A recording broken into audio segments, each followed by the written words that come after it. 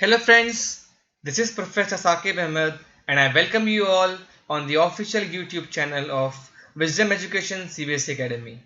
So today we are going to learn about first chapter of history, that is nationalism in Europe. So let us begin. देखिए students, हमारा पहला topic है the French revolution and the idea of nation. देखिए 1789 में क्या हुआ कि France में राजा महाराजा का शासन चल रहा था। इसका मतलब है कि मोनार्किकल रूल चल रहा था। वहां पे था मोनार्क। उस मोनार्क का नाम था, आप लोग गेस कर सकते हो। जी हाँ, उस मोनार्क का नाम था लुइस 16। एंड इस मोनार्क के रूल में जो जनता थी, जो वहाँ की सोसाइटी थी, जो वहाँ के सिटीजन्स थे, वो बहुत ज़्यादा परेशान हो चुके थे। वो बहुत ज़्यादा हार्डशिप्स झेल रहे थे। तो उन लोगों ने सोचा कि भैया बहुत हो गया, अब हमें ये नहीं झेलना है, अब हमें चाहिए डेमोक्रेसी। क्या चाहिए हमें? डेमोक्रेसी। तो वहाँ के लोगों ने रिवोल्ट किया, वहाँ के लोगों ने रेवोल्यूशन किया उस मोनार्क के अगेंस्ट में, और वहाँ पे उस रेवोल्यूशन का बोला गया फ्रेंच रेवोल्यूशन। ये फ्रेंच रेवोल्यूशन जो आप 9th क्लास में डिटेल में पढ़ चुके हो कि एग्जैक्टली फ्रेंच रेवोल्यूशन कैसे हुआ था। तो लोगों ने यहाँ पे डिमांड करी कि उन्हें डेमोक्रेसी चाहिए, पर डेमोक्रेसी उन्हें नहीं मिली, सो उन्होंने रिवोल्यूशन किया। सो क्लास, फ्रेंच रेवोल्यूशन के बाद में फ्रांस की सोसाइटी किस तरीके से थी या उसके क्या इम्पैक्ट्स हुए, वो हम लोग आगे पढ़ने वाले हैं। सो लेट अस सी। हम लोग 7 पॉइंट्स है क्लास। 7 पॉइंट्स को हम लोग वन बाय वन देखने वाले हैं। So what were the major changes during French revolution? पहला point, power was transferred from monarch to common people. Obviously बात है, जब रेवोल्यूशन हुआ तो मोनार्क को उठाकर फेंक दिया गया, लुइस 16 को उठाकर फेंक दिया गया, एंड कॉमन लोगों के हाथ में पावर आया। Point number 2, brought a new flag. उन लोगों ने ट्राई कलर वाला, मतलब 3 कलर वाला एक नया झंडा लेके आया, सो दैट जो नेशनलिज्म की एक भावना है वो उनके अंदर में जगाई जाए। Point number 3, French became the national language. उस टाइम पे फ्रांस में क्लास बहुत ज़्यादा अलग अलग एथनिक बैकग्राउंड से लोग आए हुए थे, एंड अलग अलग कल्चर से लोग थे, तो अलग अलग भाषाएं बोली जाती थी, इसलिए कोई भी कॉमन लैंग्वेज नहीं थी। लेकिन रेवोल्यूशन के बाद जब कॉमन लोग के हाथ में पावर आया, तब जाके फ्रेंच को नेशनल लैंग्वेज घोषित किया गया। Point number 4, new national anthem compose and oaths were taken. तो उन लोगों ने बहुत बढ़िया अपना एक नेशनल एंथम भी बनाया और बहुत सारी शपथ भी ली कि भैया हम हमारे कंट्री को बहुत आगे लेके जाएंगे, ग्लोरीफाई करेंगे and all. And point number 5, a state general elected by the common people and renamed National Assembly. So class, आप लोगों को याद होगा कि उस टाइम पे 1789 में जो फ्रांस का सोसाइटी था वो 3 सेक्शंस में बटा हुआ था, 3 एस्टेट्स पे बटा हुआ था। तो उसे हम लोग कह सकते हैं first, second and third. That is first estate was clergy, second was nobility and third was common people और पेजेंट्स। सो जब कॉमन पीपल के हाथ में पावर आया रेवोल्यूशन के बाद में, तो उन लोगों ने जितना भी ये एस्टेट सबको मर्ज कर दिया, एंड मर्ज करके जो थर्ड एस्टेट था, मतलब कॉमन लोगों का जो एस्टेट था, उसमें से एक हेड को चुना। उस हेड को बोला गया एस्टेट जनरल, एंड उस कमिटी को बोला गया national assembly. Point number 6, internal custom duties were abolished. तो जब भी जो भी टैक्सेस उन्हें पे करने पड़ते थे कोई भी गुड्स या प्रोडक्ट्स को ट्रांसपोर्ट करने के लिए, तो उन टैक्सेस को भी, उन कस्टम ड्यूटीज को भी लोगों ने हटा दिया। Point number 7, nationalism idea taken abroad by French आर्मीज। अब क्लास क्या हुआ कि जो नेशनलिज्म की जो आइडिया था, जो उन लोगों ने ट्राई कलर बनाया है ना, जो उनका कल्चर था, जो लोग हाइम्स उन्होंने कंपोज किए, बहुत सारे गाने गाए, बहुत सारी शपथ लिए, तो ये जो नेशनलिज्म का जो उनका जो कल्चर था, वो कल्चर उन्होंने अपने तक नहीं रखा। जब भी उन लोगों ने ट्रैवल किया, उनके आर्मी ने जब भी ट्रैवल किया, तो इस कल्चर को उन लोगों ने स्प्रेड किया अक्रॉस द ग्लोब। अब देखिए क्लास, सब चीज़ें अच्छी चल रही थी, एवरीथिंग वॉज गुड, बट एकदम से क्या होता है ना, एक बंदे की एंट्री होती है ना, एक बंदा आता है एंड वो अपनी गन निकालता है, एंड गन निकाल के डेमोक्रेसी को शूट कर देता है। आप गैस कर सकते हो बंदा कौन है? जी हाँ, कुछ बच्चे गैस भी कर रहे होंगे। जी हाँ, वो बंदा था नेपोलियन। क्या नाम था क्लास उसका?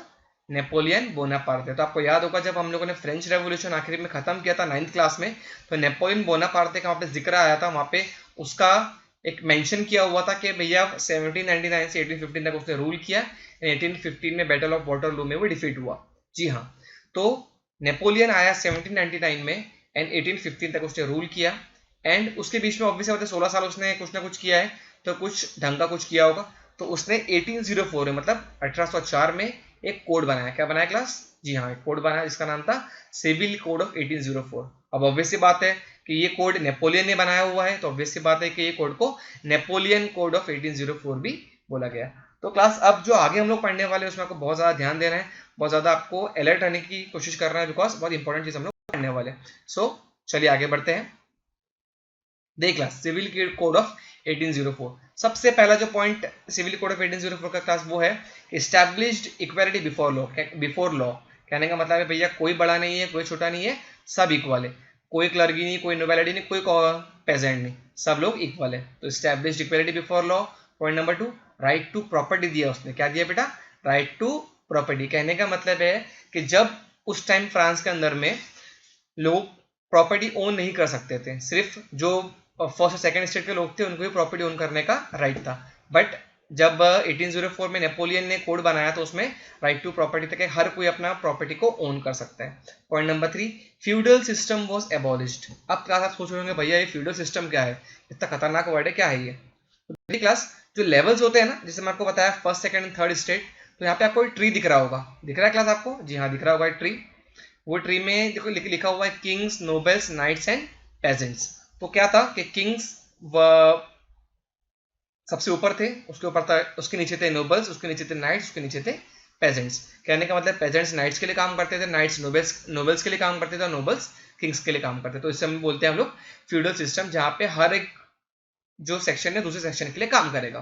तो इस फ्यूडल सिस्टम को भी उसने नेपोलियन ने एबॉलिश किया, उसको हटा दिया और इसको वाइंड अप कर दिया। Point number 4, freed peasants from serfdom. तो जो ऐसे पेजेंट्स थे, जो ऐसे लेबर्स थे जो सर्वडॉम में थे, जो गुलामी की जिंदगी जी रहे थे, उनको भी उन लोगों ने उनके मालिक से आजाद करवाया। तो आपको अभी तक लग रहा होगा कि क्या बहुत ही बढ़िया आदमी है, मसीहा बन के आया और फटाफट लोगों की जो प्रॉब्लम है उसको ठीक कर दिया। तो अब आगे देखते हैं क्या होता है। पॉइंट नंबर 5, गिल्ड रेस्ट्रिक्शंस पे रिमूव्ड। गिल्ड रेस्ट्रिक्शन क्या होता है?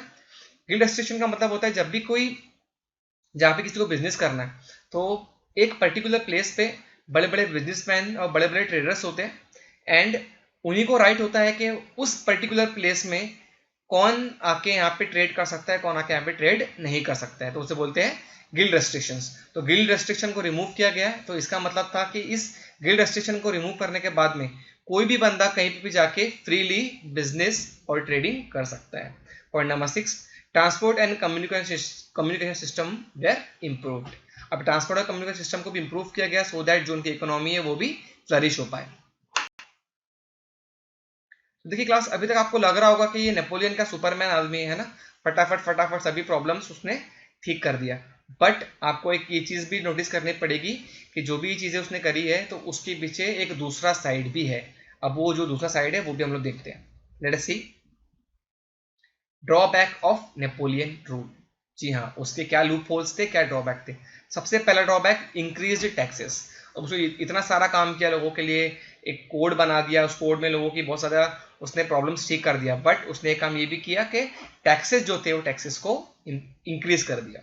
Point number 2, censorship were imposed. कहने का मतलब है भैया नेपोलियन के अगेंस्ट में अगर किसी ने कुछ बोला है, किसी ने कुछ लिखा, तो उसको निपटा दिया जाएगा। जी हाँ, सेंसरशिप लगा दी गई, एंड नेपोलियन के अगेंस्ट में ना तो कोई कुछ बोल सकता है ना कोई कुछ लिख सकता है। Point number 3, force to join French army. अब क्लास क्या हुआ कि बहुत सारे लोग बेचारे अपने घर में सो रहे थे, आराम कर रहे थे, उनको लग रहा था कि उनको लग रहा था कि अब तो हमारे अच्छे दिन आ गए। जी हाँ, अब अच्छे दिन अभी आने के थे, बिकॉज उसने क्या किया, लोगों को घर से उठाया और फोर्सफुली फ्रेंच आर्मी में लोगों को उसने भर्ती करवाया। This 3 are the drawback of Napoleon rule. तो देखिए क्लास यहाँ पे हम लोग डेट्स का रिवीजन कर लेते हैं। 1789 में क्या हुआ क्लास? फ्रेंच रेवोल्यूशन हुआ, जो आप लोग बहुत अच्छे तरीके से पढ़ चुके हो। 1799 में एंट्री होती है नेपोलियन बोनापार्टे की, वो रहता है 1815 तक के, एंड उसके 16 साल के जो उसने फ्रांस में राज किया उसमें 1804 में उसने बनाया सिविल कोड, जिसे हम लोग नेपोलियन कोड ऑफ 1804 भी बोलते हैं, यहाँ पे सिविल कोड ऑफ 1804 भी बोलते हैं। सो मैं ये उम्मीद करता हूँ कि आपको ये फर्स्ट लेक्चर अच्छा लगा होगा। अगर आपको अच्छा लगा तो लाइक, शेयर एंड सब्सक्राइब जरूर कर देना।